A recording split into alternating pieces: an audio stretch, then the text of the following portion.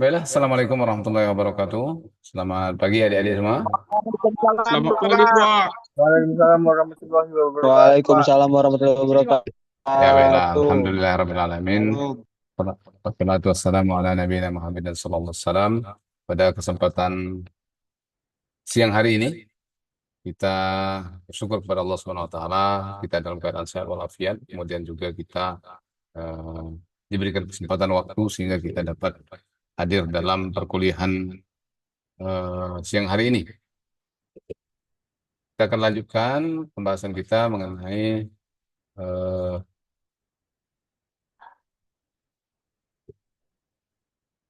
yang namanya momentum.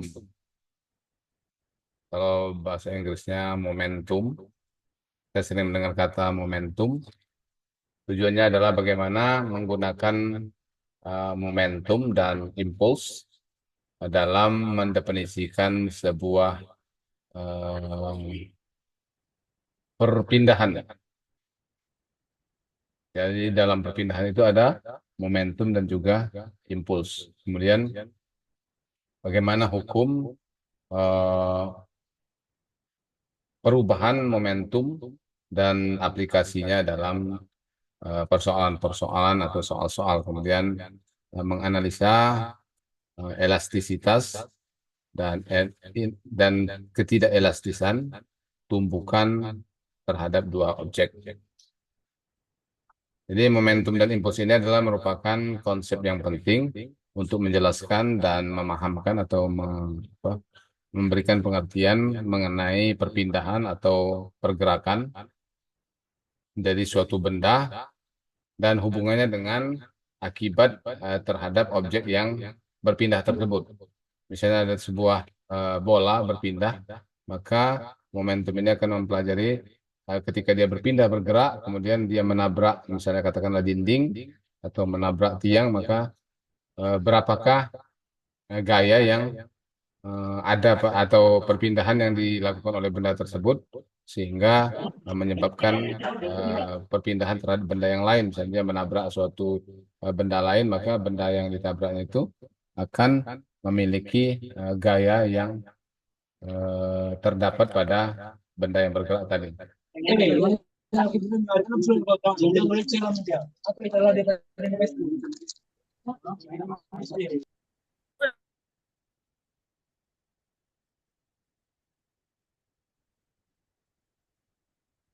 Oke, dimatikan kalau ini tidak sedang bertanya, dimatikan mic-nya.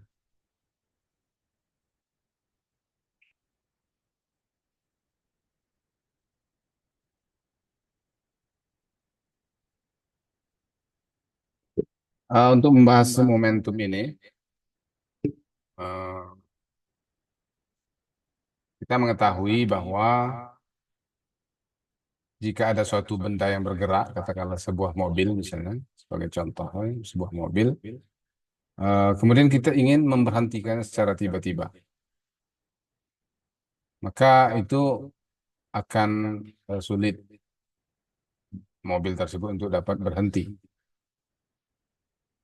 Sebagai contoh juga kereta api itu kalau eh, di jalanan dia itu kan jadi rel, untuk memberhentikannya itu sangat sulit, sehingga sering terjadi kecelakaan-kecelakaan itu karena memang benda sebesar kereta api kemudian juga berjalan di atas rel yang licin, kemudian ingin diberhentikan, itu akan lebih sulit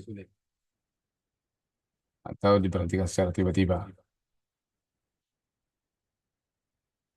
Karena apa? Karena benda tersebut seperti truk ataupun kereta api tersebut memiliki inersia yang lebih besar.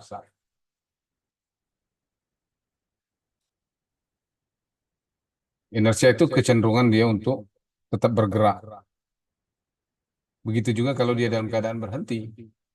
Ketika dia dalam keadaan berhenti pun dia akan cenderung sulit untuk dapat digerakkan karena inersianya yang besar. Truk atau kereta api tadi memiliki inersia yang lebih besar karena dia memiliki massa yang lebih besar karena dia memiliki massa yang lebih besar.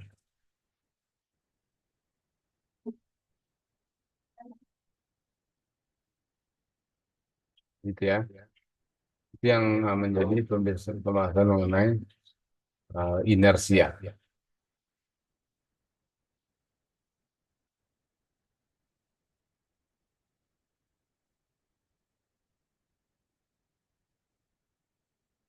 Jadi dalam ketika terjadi tumbukan, jadi kalau terjadi tumbukan antara dua benda yang memiliki inersia yang berbeda, maka benda dengan inersia yang lebih kecil itu akan mengalami gaya yang atau memperoleh gaya yang lebih lebih besar. Misalnya terjadi sebuah tabrakan antara mobil kecil dengan mobil besar, sudah pasti mobil kecil ini akan lebih mengalami kerusakan atau lebih hancur karena dia memiliki mendapatkan tumbukan inersia yang lebih besar dari benda yang lainnya.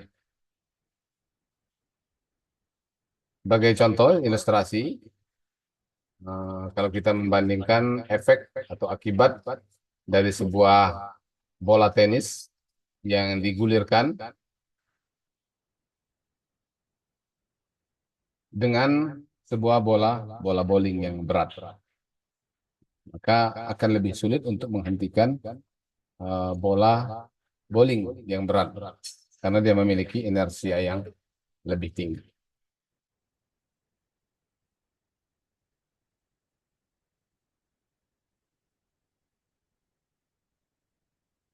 Jadi momentum itu tidak hanya merupakan eh, fungsi daripada massa yang besar. Artinya momentum tidak hanya ditentukan oleh massa benda yang lebih besar, tapi ada lagi faktor yang menentukannya itu yaitu velocity atau kecepatan. Velocity atau kecepatan akan menentukan besarnya inersia tersebut. Ya.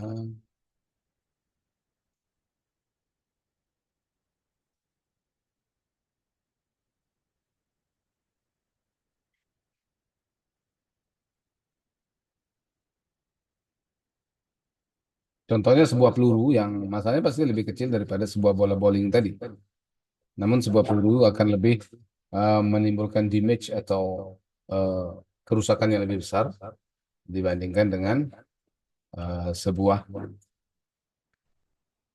sorry, ya sebuah peluru akan memberikan damage atau kerusakan lebih besar dibandingkan sebuah bola bowling yang memiliki massa yang lebih besar, tetapi memiliki kecepatan yang lebih lambat. Jadi selain massa, eh, velocity atau kecepatan juga yang menentukan daripada besar tidaknya inersia suatu benda. Nah, inersia nanti akan menentukan momentum. Momentum adalah merupakan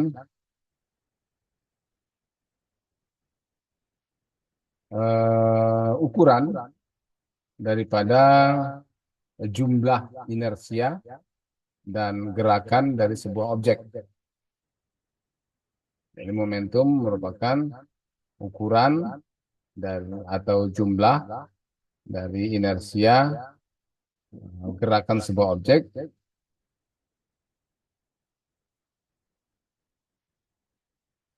yang eh, sulit untuk membawa sebuah eh,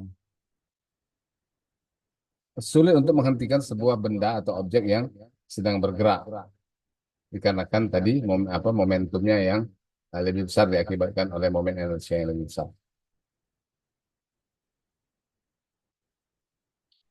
Kemudian karena momentum ini juga eh, pada sisi lain dia ditentukan oleh kecepatan, maka eh, benda dengan kecepatan yang lebih besar dengan massa yang sama itu akan memiliki momentum yang lebih besar pula dibandingkan dengan kecepatan yang lebih kecil.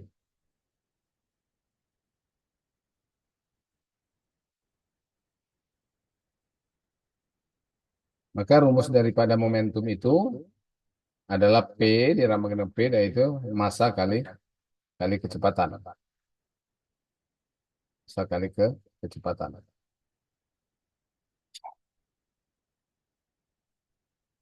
Makanya eh, benda dengan massa yang besar dan kecepatan juga besar sudah pasti sulit untuk diberhentikan karena momentumnya juga lebih besar. Sebagai contoh kereta api tadi dengan massa yang sangat besar, kemudian juga dia bergerak dengan kecepatan yang tinggi. Dalam dunia transportasi ada namanya kereta api maglev atau magnetic levitation. Itu dia akan bergerak lebih cepat dan dengan massa yang lebih besar, sehingga dia akan sangat sulit untuk dihentikan.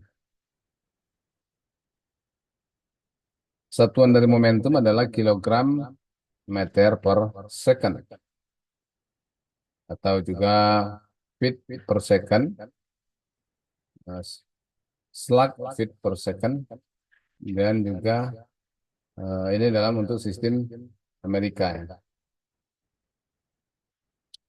Jadi momentum ini juga merupakan besaran vektor, di mana arah dan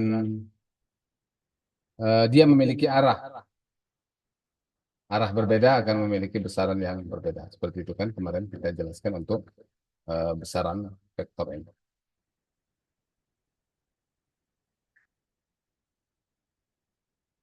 Sebagai catatan, momentum P linear yang konstan, sebuah momentum linear yang konstan adalah momentum dari sebuah objek dengan massa M yang bergerak pada garis lurus dengan kecepatan V.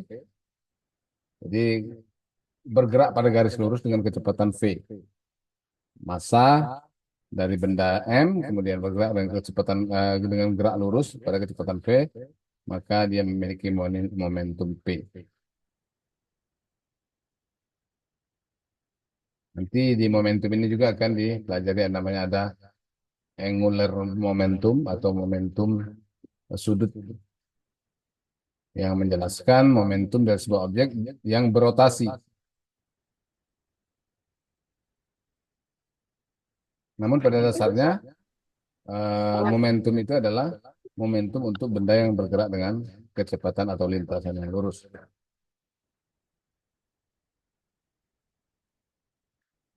Sebagai contoh, contoh satu, example one, find the momentum of an auto ini mobil artinya, with mass 1,350 kilograms, traveling 75.0 kilometer per hour.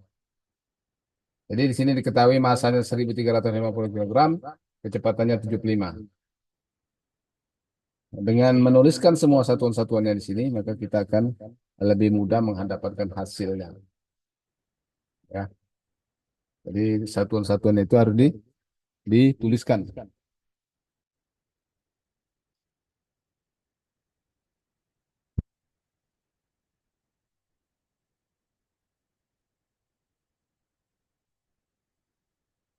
Dengan rumus P sama dengan M kali V, maka eh, momentum yang diperoleh adalah 1.350 kg kali 20,8 meter per detik. Sama dengan 28 kali 1.000 kg meter per detik. Jadi ingat, ketika kita menyelesaikan soalnya, maka satuan-satuannya harus dibuat dalam satuan SI atau sistem internasional.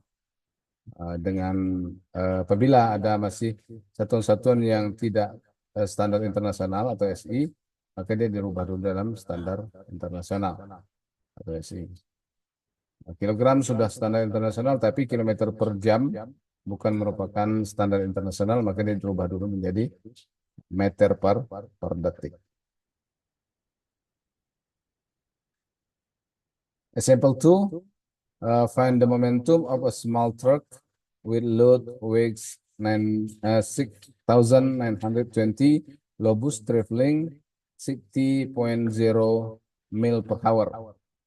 Jadi beratnya 6.920 lobus, kecepatannya adalah 60 mil per jam. Maka di sini kita harus rubah semua satuan dari yang bukan SI atau standar internasional menjadi standar internasional.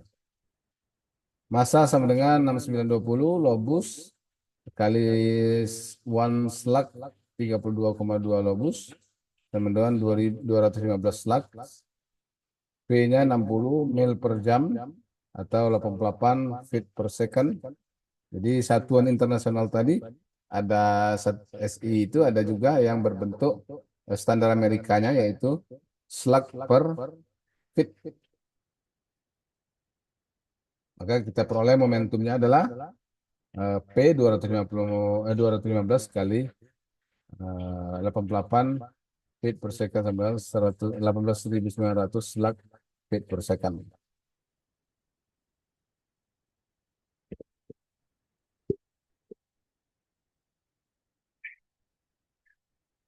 Kemudian example 3, find the velocity that an automobile weighing 3,250 lobus would have to have so that it has the same momentum as a loaded truck weighing 29,500 lobus and traveling 50.0 mil per hour. Jadi ada sebuah mobil dengan berat 3.250 lobus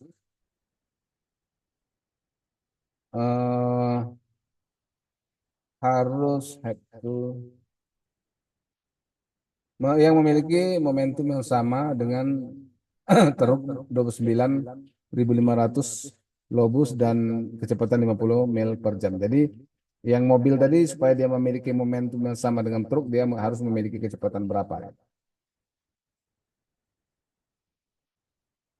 Jadi ini untuk massa 1, 3.250 lobus V1, kemudian massa 2, 29.500 lobus atau V2 dengan kecepatan V2 50 mil per jam. Maka cara mencarinya kita bandingkan dua data ini.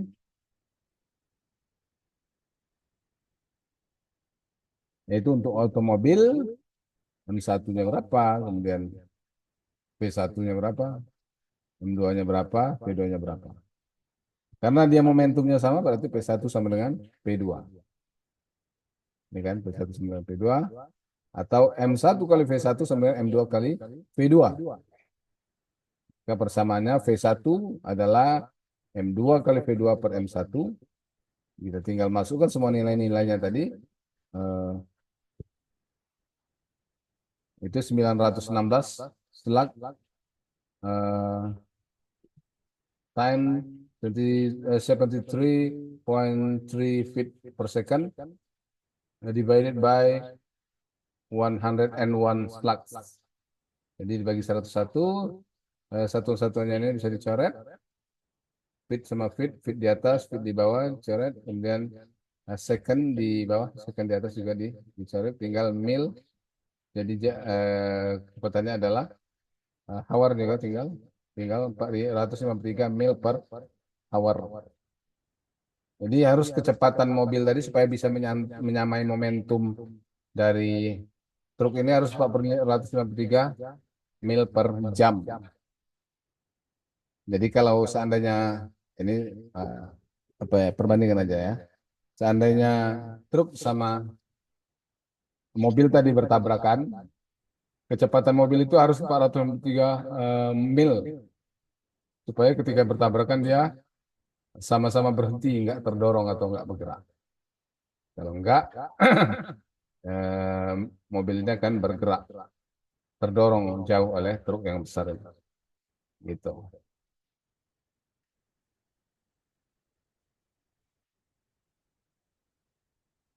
Ketika sebuah truk, misalnya sebagai contoh sebuah truk dipercepat atau berhenti, maka momentumnya akan berubah. Jadi sebuah truk itu bisa berubah momentumnya, nilai momentumnya walaupun masanya sama, ketika dia memiliki kecepatan yang berbeda atau V1 berbeda dengan V2. Ya, ketika dipercepat dan dia berhenti, memiliki momentumnya yang berbeda.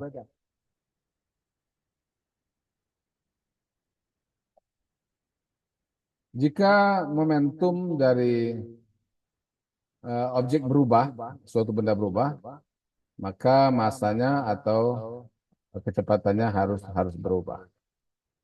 Jadi ada dua faktor variabel yang menyebabkan momentum itu berubah, yaitu massa dan kecepatannya.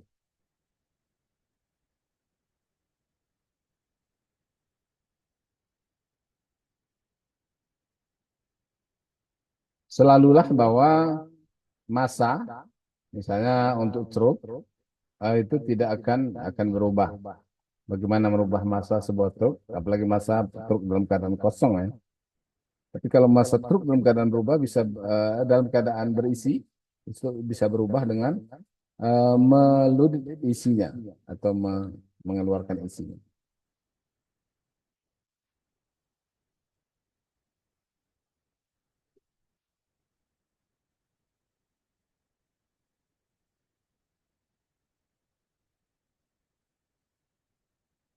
Jadi kalau massanya tidak berubah seperti truk tadi, maka yang dapat merubah momentumnya sudah pasti hanya kecepatannya. Kecepatan yang berbeda akan menghasilkan momentum yang berbeda.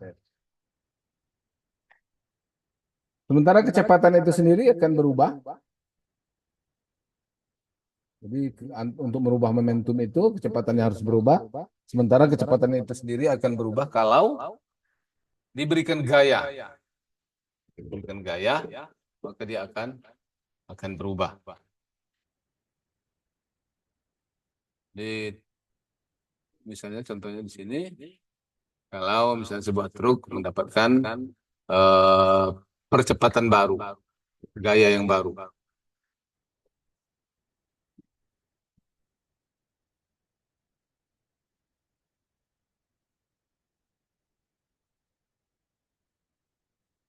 Jadi dengan sebuah gaya yang dikenakan pada sebuah benda maka akan merubah momentumnya.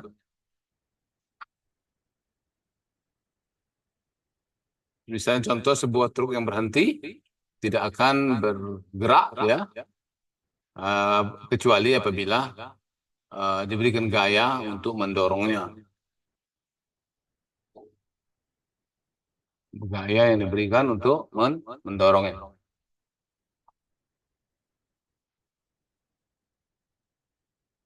Ya, jadi bisa dipahami lah ya bahwa perubahan momentum itu bisa terjadi oleh oleh gaya dan oleh massa. Massa yang tetap, tentunya gaya yang diberikannya juga harus berubah supaya momentumnya juga dapat berubah.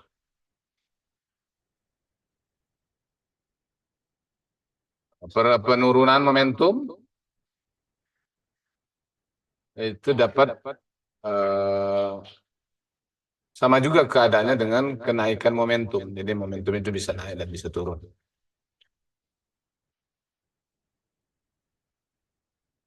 Menghentikan atau membuat sebuah truk yang sedang bergerak kemudian berhenti akan menghilangkan momentumnya sampai menjadi nol atau secara berangsur-angsur akan menjadi nol. Bagaimana untuk memberhentikannya? Tentunya harus ada sebuah gaya yang diberikan kepadanya. Ya. Gayanya itu namanya brakes atau remnya yang dipergunakan untuk menghambat gaya gerak daripada truk ini. Dari pengalaman kita dapat mengatakan bahwa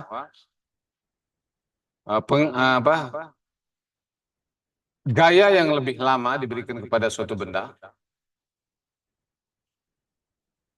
misalnya gaya rem tadi, maka akan lebih mempercepat untuk berhentinya suatu benda atau berkurangnya momentum pada suatu benda. Sambungan dari momentum adalah impuls. Jadi gaya yang diberikan dan lamanya waktu diberikannya gaya itu akan menentukan jarak berapa jauh benda itu akan berhenti. Contohnya sebagai contoh pengereman tadi, lamanya ngerem kita sama apa?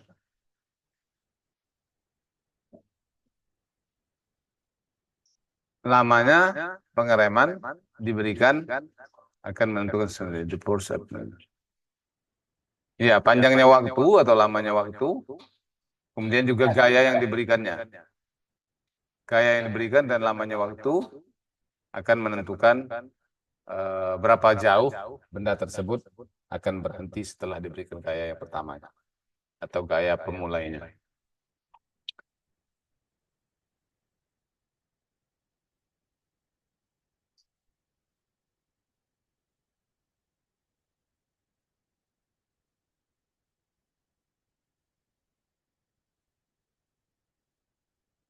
Jadi itu tadi ya, sebagai contoh tadi sebuah kendaraan atau truk tadi yang direm dengan gaya yang lebih besar atau gaya tertentu. Kemudian lamanya pengereman juga akan menentukan berapa jauh benda itu akan bergerak untuk mencapai impuls, mencapai momentum sama dengan nol. Sedangkan impuls adalah impuls dari suatu benda adalah hasil dari gaya yang diberikan dengan waktu diberikannya gaya kepada suatu benda. Jadi gayanya besarnya berapa, kemudian lamanya berapa, diberikan kepada benda, itu menentukan daripada impuls. Maka rumus impuls itu adalah F kali T. F itu adalah force atau gaya, T itu adalah time interval during which the force act, atau ketika gaya itu dikenakan, diberikan. Ya, contoh pengereman tadi, pengereman berapa besar tekanan gaya diberikan untuk mengerem, dikalikan berapa lama rem itu ditekan. How are impulse and momentum relates? Bagaimana hubungan antar momentum dan impuls itu? Maka ada percepatan. Percepatan itu adalah PF atau V2 dikurang V1 dibagi dengan T. Kalau kita substitusikan persamaan A sama dengan VF dikurang VI per T ini dengan Newton second law atau hukum kedua Newton tentang perpindahan, maka kita memperoleh bahwa gaya sama dengan massa kali percepatan. Gaya sama dengan massa kali PF dikurang VI per T. Maka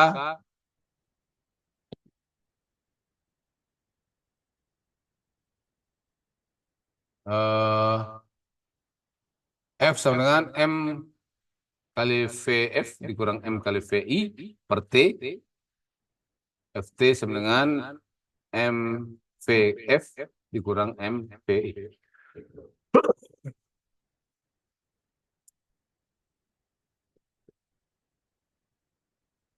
Dengan mengalihkan kedua rumus dengan T.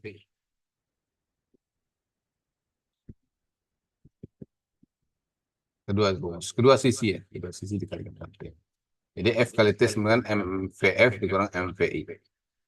Perlu dicatat bahwa MVF adalah momentum akhir dan MVI adalah initial momentum atau momentum permulaan atau momentum awal. Sehingga impuls sama dengan delta P atau change in momentum sama dengan F kali T sama dengan MVF dikurang MPI. Jadi perubahan momentumnya atau impuls dengan perubahan daripada momentum dari momentum akhir ke momentum awal. Itulah impuls. Maka hubungannya antara momentum dan impuls ini sangat sangat jelas. Oke, adik-adik, sampai di sini ada yang perlu didiskusikan, tanya?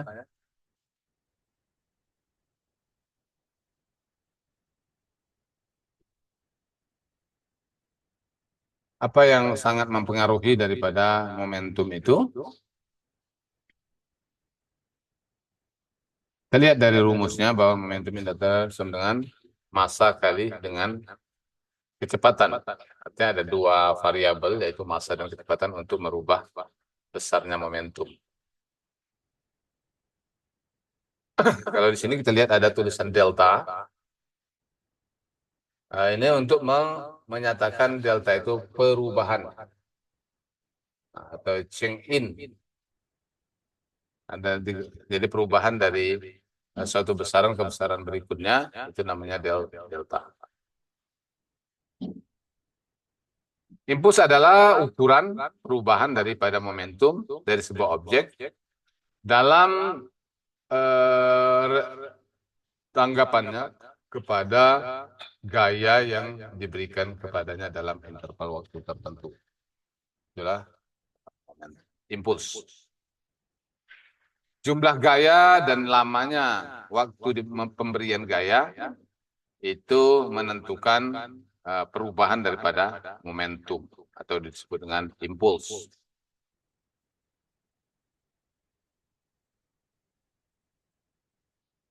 Nah, ini contohnya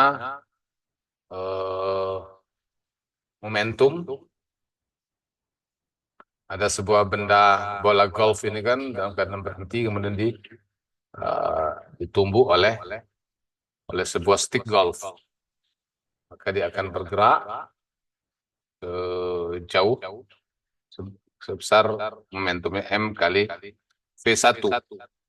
M itu massa bola, V1-nya adalah PT itu adalah kecepatan daripada bola tersebut.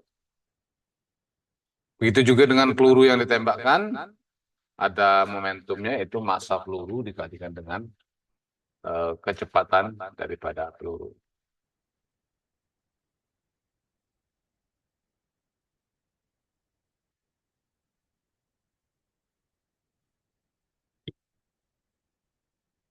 Jadi inilah penjelasan mengenai momentum dan juga impulsnya.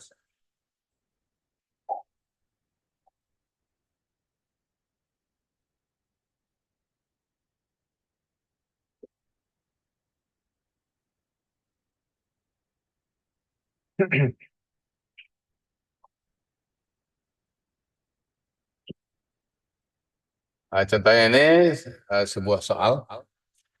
Sebuah peluru dengan berat 17,5 gram ditembakkan pada kecepatan muzzle velocity of 552 meter per detik kecepatan peluru ini. Dari sebuah tembakan atau sebuah senapan yang memiliki massa 8 kilogram dan panjang pipanya atau barelnya itu adalah 75 cm. Pertanyaannya adalah how long is the bullet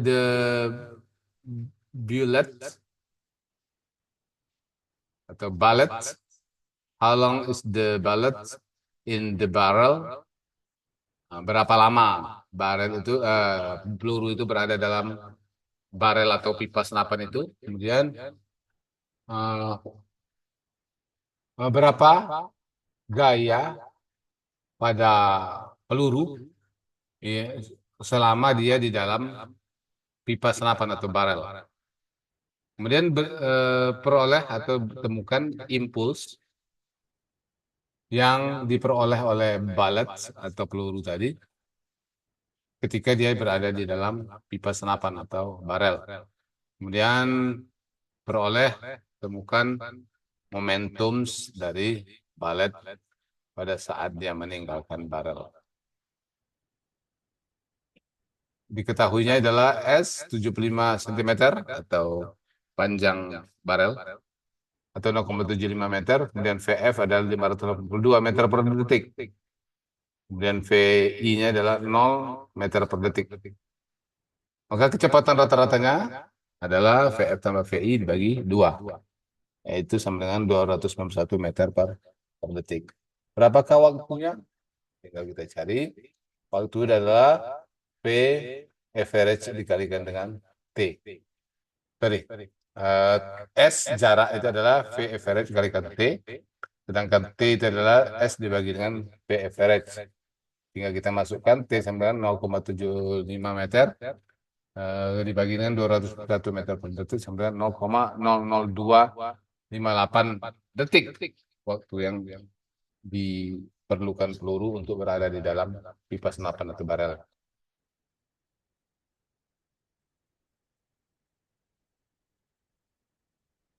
Kemudian dari data waktu masa PFPI-F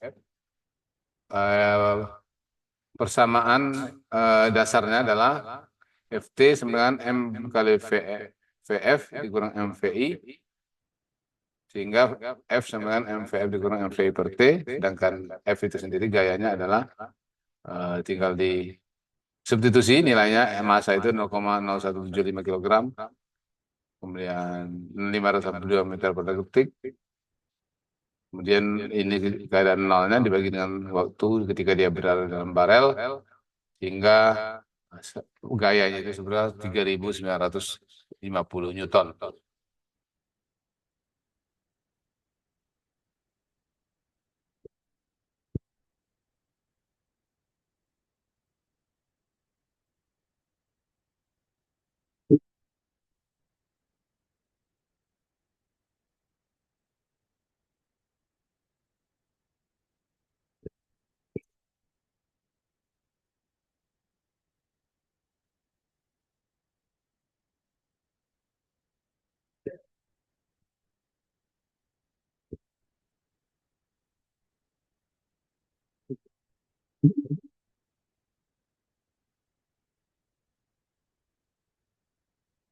Oke, jadi ini rumusnya tinggal kita masukkan semua datanya sehingga diperoleh ya semua yang ditanya tadi.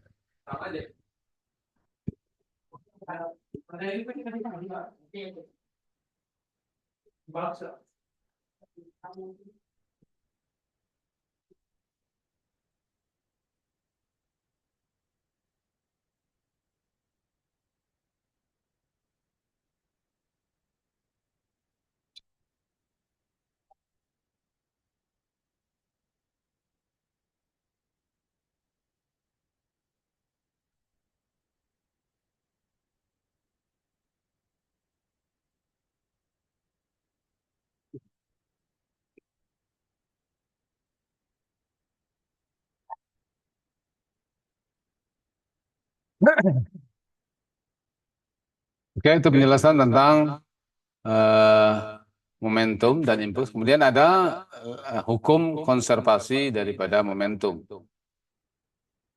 Ketika suatu gaya dari luar diberikan kepada sistem yang benda yang sedang bergerak, maka momentum totalnya di sistem akan tetap konstan atau tetap.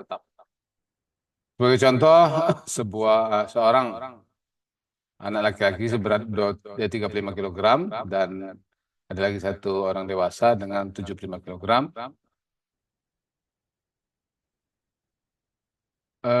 Berdiri berdekatan sama lain, satu sama lain seperti pada gambar ini.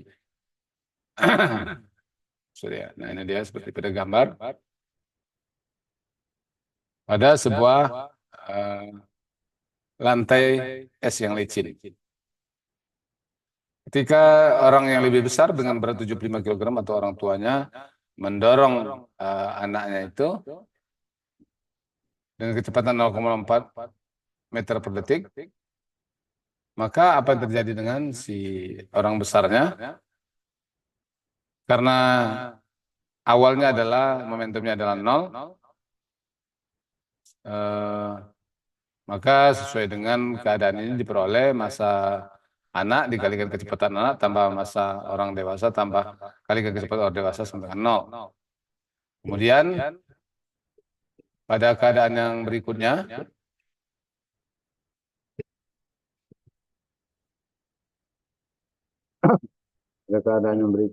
dia 35 kilogram kali 0,4 karena kecepatan anak tadi setelah didorongnya itu 0,4 meter per detik tambah 75 kali kecepatan ini masih 0, maka kecepatan laki-laki sama dengan 0 minus 0,19 meter per detik atau tergerak ke arah belakang. Jadi dia pasti akan bergeser ke belakang. Karena apa? Karena lantainya yang es yang licin. Itu aja alasannya.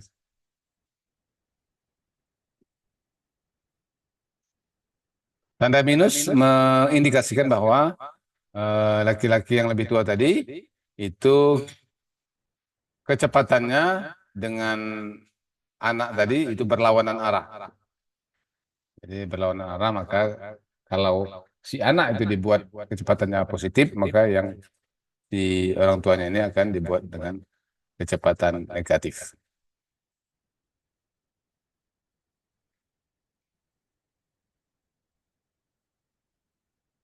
Oke, ini kemudian juga misalnya sebuah bola menabrak atau memukul sebuah bola, maka bola tadi akan memiliki momentum setelah dipukul oleh stick atau pemukul ini. Nah, tinggal dikalikan aja massa kali kecepatan dari stick dan massa kecepatan daripada bolanya. Jadi bisa Anda pelajari ini materinya. Ini juga ada soal-soalnya. Oke, adik-adik, saya kira sampai di sini dulu. Kalau ada pertanyaan, silakan. Ada nggak pertanyaan? Ngerti nggak masalah momentum ini?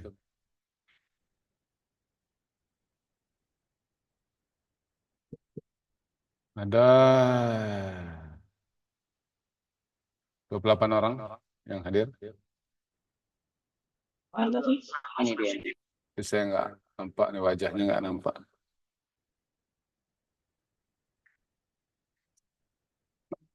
Coba dibuka kameranya biar kita screenshot, biar nampak semua wajahnya.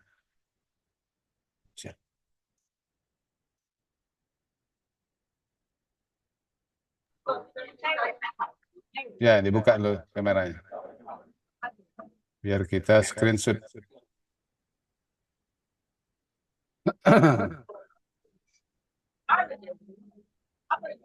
Setelah ini kuliah apa? Ada kuliah lagi setelah ini? Lulus Pak habis ini. Habis. Ada juga yang masuk kelasnya kalian? Ada ya? Ada Pak, ada. Oh, ada. Ya, untuk khusus kelas saya memang dibuat secara online. Oke, baiklah. Ardian Purba, Muhammad Al-Farozi, Triantono Simarmata, Ramzi Firmansa belum membuka kameranya. Sama Afif Ar-Rafi di 5.